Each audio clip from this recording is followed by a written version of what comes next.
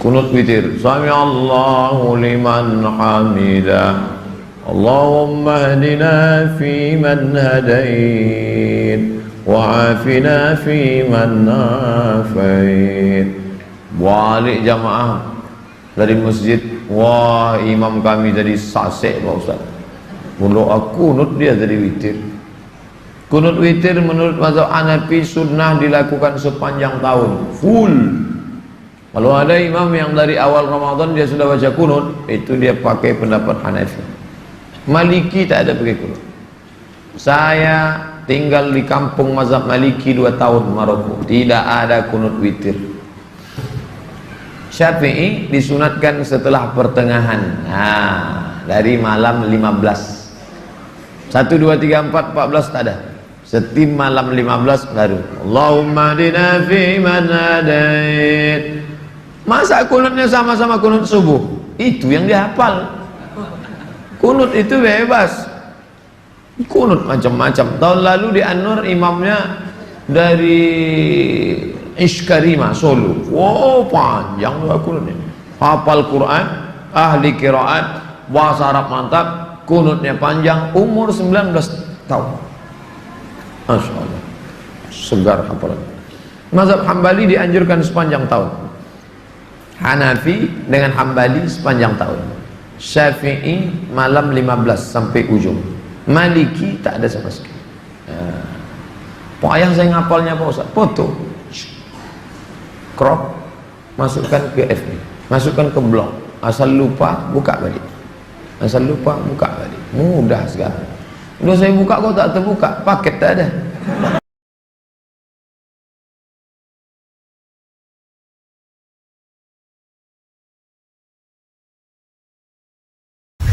Kenapa?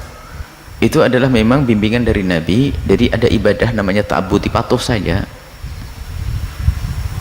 Kenapa setiap subuh ada kunut menurut mazhab kita Imam Syafi'i? Bukan karena apa-apa. Karena itu adalah sunnah, selesai.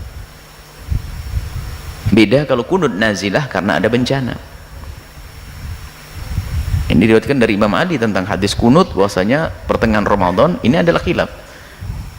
Imam Ahmad, riwayat dari Imam Ahmad dari awal Ramadan, sunnah kunut witir. Mazhab kita Imam Syafi'i pertengahan Ramadan, itu sunnah.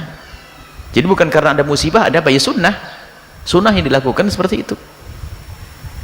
Jadi sunnah kita baca kunut besok ya, nanti malam ya, nanti malam kunut. Dan ini disepakati, ini bukan kunut subuh ya, kunut subuh ada khilaf. Mazhab Abu Hanifah tidak mau kunut subuh. Kalau ini adalah khilaf, bahkan ada sebagian mengatakan dari awal Ramadan. Jadi dari awal Ramadan, termasuk riwayat dari Imam Ahmad bin Hanbal, ini adalah dari awal Ramadan.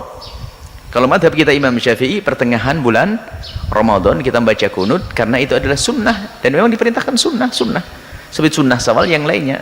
Tidak semua amal itu lalu ada sebab yang ditampakkan, tidak ada sebab yang ditampakkan. Adapun hikmahnya adalah ya menjelang itu persiapan memasuki akhir 10 akhir Ramadan, sehingga kunut itu namanya berdoa, sehingga di dalam ibadahnya ditambah dengan panjatan-panjatan khusus seperti itu agar kita mendapatkan punya persiapan di saat kita harus masuki 10 akhir bulan Ramadan. Itu ada panjatan-panjatan doa.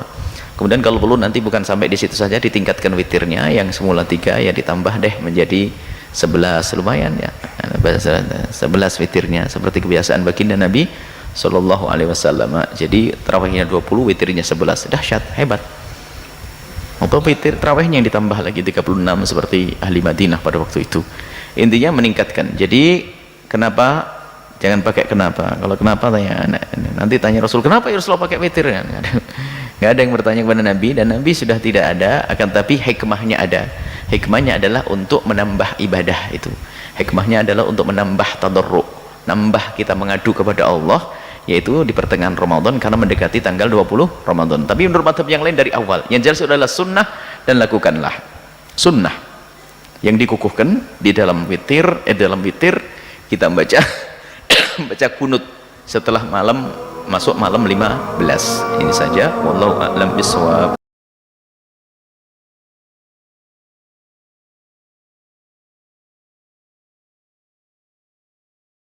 Lanjutkan pada buku kita kumpulan doa dalam Al-Quran dan Al-Hadith, dan kita masuk sekarang ke pasal atau bab ke-32, masalah doa kunut untuk witir. Salah satu yang sangat ditekankan dalam Islam adalah setiap muslim dan muslimah menutup malamnya dengan sholat witir, jumlah minimalnya 1 rakaat. Dan saking banyaknya dalil yang memerintahkan masalah itu, sampai-sampai Abu Hanifah rahimahullah mewajibkan untuk para pemegang atau pengikut madhabnya untuk mengerjakan witir. Dan itu mereka kerjakan setelah sholat ba'diyah isya. Dan kemarin sempat kita jelaskan masalah itu ya. Kalau seseorang itu yakin dia akan bangun tengah malam nanti sebelum subuh, maka lebih afdal dia kerjakan sholat witirnya di akhir malam menjelang subuh. Tapi kalau dia khawatir tidak bangun karena bukan kebiasaannya sholat tahajud, sesekali saja pada saat memang dia lagi luang atau dia terbangun, maka sebaiknya dia witir setelah ba'diyah isya sebelum tidur. Dan ini yang lebih afdal bagi dia karena tujuannya supaya tidak ketinggalan witir. Makanya Abu Hurairah radhiyallahu anhu berkata, aku diwasiatkan kasihku Rasulullah SAW untuk mengerjakan 3 hal tidak pernah aku tinggalkan. 2 rakaat sholat duha, kemudian berpuasa 3 hari setiap bulannya, dan aku tidak tidur malam hari kecuali aku sudah tutup dengan witir. Juga Nabi SAW menunjuk atau menanyakan kepada Abu Bakar, kapan kau witir hai Abu Bakar? Abu Bakar mengatakan, di awal malam ya Rasulullah, setelah sholat ba'diyah isya maksudnya. Lalu Nabi SAW bertanya kepada Umar, kapan kau witir hai Umar? Umar mengatakan di akhir malam ya Rasulullah, maksudnya menjelang subuh gitu. Maka Nabi SAW menunjuk Abu Bakar sambil berkata, orang ini mengambil agamanya dengan kehati-hatian. Kemudian menunjuk Umar sambil berkata, orang ini mengambil agamanya dengan ketegasan. Artinya dua-duanya dibolehkan. Ini sholat yang semestinya dijaga. Bahkan Nabi SAW tidak pernah meninggalkan pada saat mukim ataupun safar. Jadi musafir pun tetap sholat witir. Sementara sholat-sholat lain, terutama sholat sunnah rawatib, qabliyah dan ba'diyah, itu semua dihilangkan oleh beliau SAW kecuali sholat sebelum subuh, bersama juga dengan witir tentunya. Ada doa yang dianjurkan dibaca pada saat witir, dan ini sunnah, sangat ditekankan untuk kunut ya, dan ini dalilnya dalil sahih. Kalau kunut yang dikerjakan di sholat subuh itu masih khilaf di antara ulama. Yang mengatakan hadisnya bisa dipegangi, maka mereka kunut di subuh. Yang mengatakan hadisnya lemah, maka mereka tinggalkan gitu kan. Makanya di Indonesia jangan asing melihat ada masjid yang kunut, ada yang tidak kunut, khusus sholat subuh. Tetapi kalau sholat witir, ini dalilnya sahih, semestinya tidak ditinggalkan kunut itu. Doa kunut ini Nabi SAW ajarkan kepada cucunya Hasan radhiyallahu anhu, yang bunyinya Allahumma hdini fi man hadait.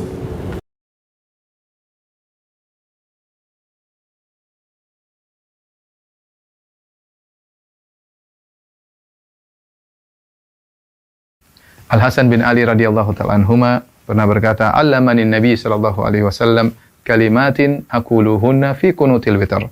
Rasulullah sallallahu alaihi wasallam mengajarkan kepadaku doa-doa yang aku ucapkan tatkala kunut witir. Doa-doa tersebut, Allahumma hdini fi man hadait wa afini fi man afait, dan seterusnya. Ini menunjukkan di syariatnya kunut witir. Bahkan begitu pentingnya Nabi sallallahu alaihi wasallam mengajarkan kepada Al-Hasan, padahal waktu itu beliau masih kecil, mungkin 6 atau 7 tahun, tapi sudah diajarkan oleh Nabi sallallahu alaihi wasallam agar beliau perhatian terhadap doa ini. Nah, bagaimana cara kita kunut witir ya? Para sahabat, Ubay bin Ka'ab radhiyallahu anhu ketika mengimami di zaman Umar bin Khattab salat tarawih, maka beliau begitu setelah lewat tengah Ramadan, beliau pun kunut witir. Adapun pelaksanaannya, sebagian ulama berpendapat sebelum ruku dan sebagian ulama mengatakan setelah ruku. Kita memilih pendapat setelah ruku. Adapun pelaksanaannya setelah kita bangkit dari ruku dengan mengucapkan sami Allahu liman hamidah, maka jangan langsung kunut. Ingat ada kewajiban salat yang harus kita ucapkan, yaitu doa Rabbana walakal hamdu. Ya, setelah kita mengucapkan Rabbana walakal hamdu, baru kita kunut, yaitu dengan mengangkat kedua tangan, disunahkan mengangkat kedua tangan, kemudian kita doa dengan yang dianjurkan, doa yang diajarkan Nabi, Allahumma hdini fiman hadait wa afini fiman afait. Kalau kita sendirian, kita menggunakan Allahumma hdini, yaitu Allah berilah petunjuk kepadaku. Ya, tapi kalau kita jadi imam, maka kita rubah kata gantinya menjadi kami ya. Allahumma hdina, ya Allah berilah petunjuk kepada kami. Allahumma hdina fi man hadait wa afina fi man afait. Dan setelah itu kita boleh baca dengan doa kunut yang diucapkan oleh Umar bin Khattab. Allahumma inna nasta'inuka wa nastaghfiruk ya wa nuthni 'alaikal khaira kullah wa la nakfuruk. Kemudian Allahumma iyyaka na'budu dan seterusnya. Dan ini juga dianjurkan.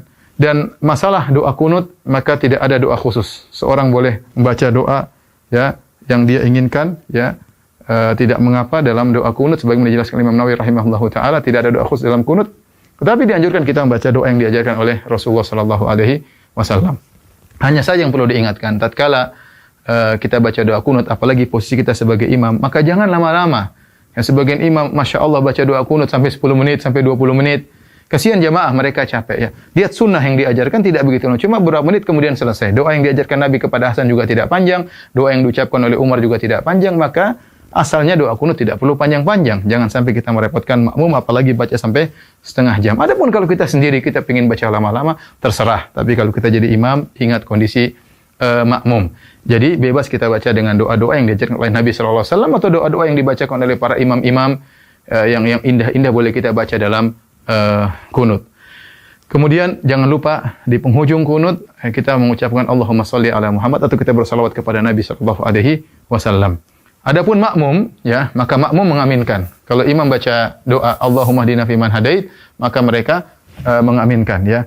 Nah, doa Allahumma hdina fiman hadait dibagi menjadi dua oleh Imam Nawawi rahimahullahu taala.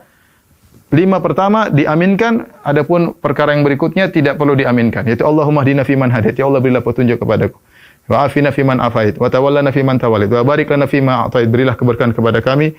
Ya, dan seterusnya, wa qina syarra ma qadait, dan jagalah kami dari keburukan.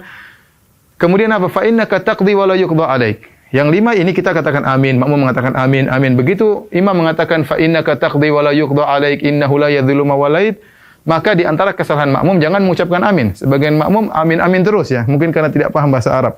Padahal fa innaka taqdi wa la yuqda 'alaik itu bukan doa, tetapi sedang pujian. Sama perkataan doanya Umar, Allahumma inna nastaghfiruka wa nasta'inuka wa nastaghfiruk wa nuthni 'alaikal khaira kullah. Itu juga pujian, bukan tempat untuk mengaminkan.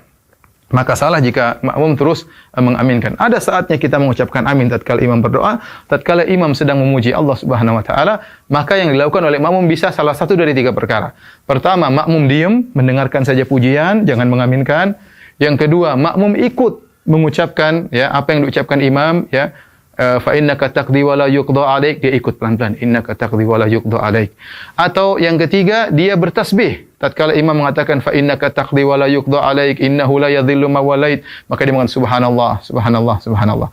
Nah, di antara kesalahan makmum adalah mengaminkan semua yang diucapkan oleh imam. Di antara kesalahan kedua, makmum melihat ke atas, tidak boleh. Mungkin saking khusyuknya kemudian amin amin ke atas, itu juga salah, karena dalam salat kita tidak boleh lihat ke atas. Yang ketiga, setelah selesai kunut mereka mengusapkan kedua tangan ke wajah, dan ini diingatkan oleh Imam Nawawi dalam kitabnya Al-Majmu', menukil dari Al-Baihaqi bahwasanya tidak diriwayatkan dari seorang salaf pun dalam salat mereka berdoa kemudian mengusapkan tangan ke wajah.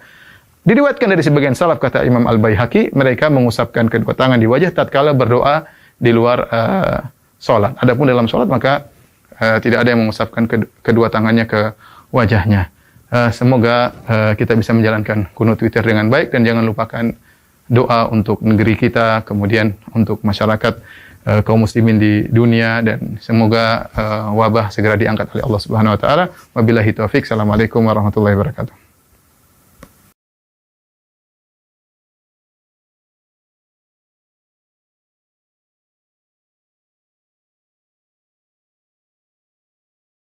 اللهم اهدنا فيمن هديت وعافنا فيمن عافيت وتولنا فيمن توليت وبارك لنا فيما أعطيت وقنا شر ما قضيت فإنك تقضي ولا يقضى عليك إنه لا يذل من واليت ولا يعز من عاديت تباركت ربنا وتعاليت.